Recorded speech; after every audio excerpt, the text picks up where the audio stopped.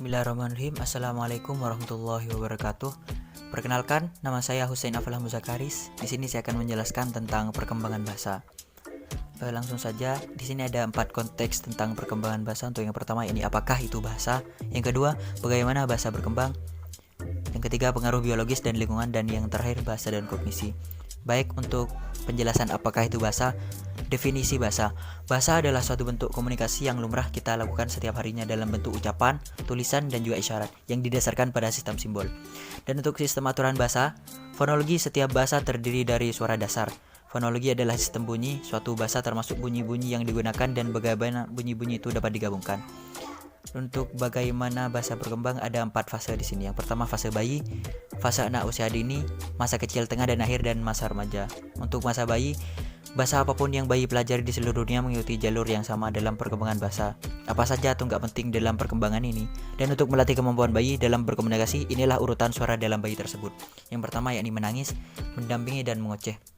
Pada fase anak usia dini, lebih cenderung bergerak cepat dari memproduksi ucapan 1-2 kata untuk mengkombinasi 4-5 kata, sehingga menjadi ungkapan sederhana dan proposisi tunggal untuk mengucapkan kalimat kompleks.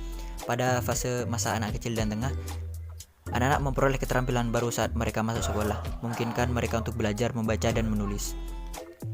Pada fase masa remaja, perkembangan bahasa pada fase ini meliputi kecanggihan dalam penggunaan kata-kata gaul, misal bahasa kekinian dengan peningkatan pemikiran abstrak. Remaja sendiri sangat berbeda dengan anak-anak dan cenderung lebih baik dari segi apapun, terutama dari segi bahasanya. Pada penjelasan pengaruh biologis dan lingkungan, di sini ada 3 aspek, yakni yang pertama pengaruh biologis, pengaruh lingkungan, dan pandangan secara interaksionis. Untuk secara biologisnya, mereka difasilitasi untuk belajar bahasa dengan perangkat pemerolehan bahasa atau LID yang telah disiapkan sebelumnya.